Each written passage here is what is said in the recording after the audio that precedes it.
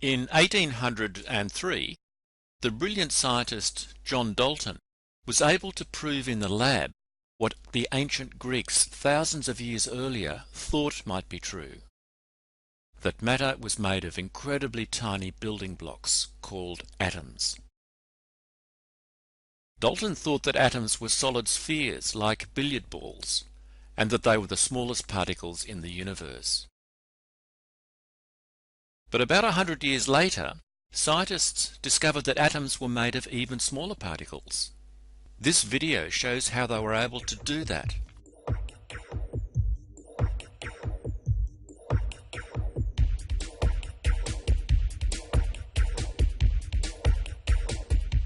In 1897, a clever Englishman called J.J. Thomson designed a glass tube filled with low-pressure gas and containing two metal plates inside. When he put a big electric charge on the plates, he found that the positively charged plate, called the anode, was able to pull a beam of tiny particles out of the negatively charged plate, called the cathode. Because the beam came from the cathode, he called them cathode rays, and he called the apparatus a cathode ray tube. You can see the beam as a blue line in the diagram. Where the cathode rays arrived at the anode, there was a little hole that allowed them to travel through and continue and pass between a pair of parallel plates that he could put varying charges on. Sometimes the top one was positive with the bottom one negative, and sometimes the other way round. The beam always bent away from whichever plate was negative and towards whichever plate was positive. This meant that the particles must have carried a negative charge, because we know that like charges repel and unlike charges attract. But here's the thing. Because the beams bent so easily, more than other particles going through the plates, he could work out that they must have been very light, thousands of times lighter than a hydrogen atom. Thomson realized that atoms had even smaller particles inside them, and that they carried a negative charge. He had discovered the electron. He won a Nobel Prize for this. J.J. Thomson was not only a brilliant scientist, he was a really good bloke as well, and he helped many of his students become famous scientists too. 7 of them went on to win the Nobel Prize, including his own son. One of his students was Ernest Rutherford, an extroverted New Zealander with a booming voice and a big laugh. Rutherford was playing around with beams of positively charged particles, which he called alpha particles, that were emitted from uranium atoms. He knew they were positively charged because they bent in the opposite direction to the electrons of a cathode ray when passed through charged parallel plates. They bent more slowly than electrons, so he knew they were heavier than electrons too. Rutherford used these alpha particles as atomic bullets and fired them at a very thin sheet of gold that was only about 1,000 atoms thick.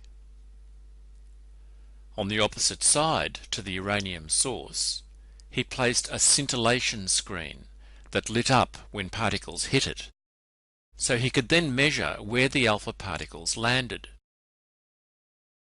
If the gold atoms were like billiard balls, then the alpha particles would be blocked and none would arrive at the screen. Instead, almost all the alpha particles passed straight through the gold foil, as though it wasn't there. Rutherford realized that the gold atoms were mostly empty space. J.J. Thomson thought that the mass of atoms was pretty evenly smeared out within the substance, and he also thought that most of the alpha particles would pass through. But something very surprising happened. Some of the particles were bent a few degrees off course, and about 1 alpha particle in 20,000 bounced right back in the direction from where it came. Rutherford said at the time that It was almost as incredible as if you fired a 15-inch shell at a piece of tissue paper and it came back and hit you. What this meant was that the mass of the gold was not evenly spread out at all, but concentrated in very small lumps that were positively charged. He had discovered the atom's nucleus. Because the nucleus was so small, most alpha particles didn't even come close and completely missed them. They went straight through. If some went close to the nucleus, its positive charge would cause repulsion and bend them off course. If an alpha particle made an occasional direct hit, it would bounce right back from where it came, because the nucleus was much, much heavier than the alpha particle itself. The nucleus is incredibly heavy. Over 99% of the atom's weight is concentrated there, and incredibly small. If we magnified an atom to be the size of a football stadium, the nucleus would be the size of a pea. Rutherford later discovered a particle inside the nucleus that was responsible for its positive charge, and he called it the proton. An atom's overall nuclear charge was equal to the number of protons it had in its nucleus. And this also turned out to be the same as the atom's atomic number. Each element had its own number of protons in its nucleus. How's that for a coincidence?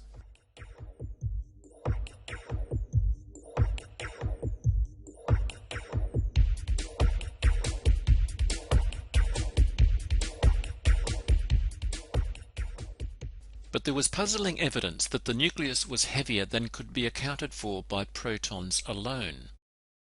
Scientists could measure the weight of protons, and they knew how many protons were in the nucleus of each kind of atom. But when they measured the overall mass of these nuclei, they were usually about double the mass of all the protons put together. Was there another particle in the nucleus? In 1932, James Chadwick, a student of Rutherford's, discovered a beam of new particles with about the same mass as protons. He did this by shooting alpha particles into beryllium atoms and knocking these particles out of the beryllium nuclei. The beryllium target was much thicker than Rutherford's gold foil, so there were many more nuclei for the alpha particles to make direct hits with. Beryllium's nuclei has an atomic number of 4, so he knew that they had 4 protons each, but he was experimenting to find a new particle in the nucleus. When these particles were struck by the alpha particle bullets, they were knocked out of the nucleus and then continued in a beam that Chadwick could study. This beam did not bend when passed through charge parallel plates, like the electrons of Thomson's experiment did. Remember, it was the electron's negative charge that made them bend when going through the plates. This meant that the newly discovered particles had no charge. Because these particles were electrically neutral, he named them neutrons.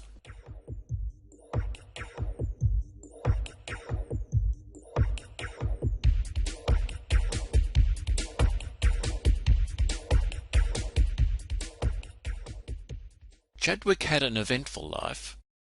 During World War I, he was a prisoner of war in Europe, and he even did a lot of his experiments while he was a prisoner. Then during World War II, he helped invent the atomic bomb in America. By now, scientists had a fuller picture of how atoms were made. They had a nucleus consisting of positively charged protons and neutral neutrons at their centre, and this was responsible for most of their mass. Light, negatively charged electrons whizzed around the outside of the nuclei, in fact at about 3/4 of the speed of light, and gave atoms most of their size. The question of how atoms could stick together was also answered. Having an opposite charge to the nucleus, electrons are attracted to it, so the electric forces can hold electrons travelling at near the speed of light and bend them into an orbit around the nucleus. Electric forces act as a kind of atomic glue holding atoms together. They are quadrillions of times stronger than gravity. For those of you who have learnt about the powers of 10 way of writing numbers, electric forces are 10 to the power of 33 times more powerful than gravity. That's 1 with 33 zeros.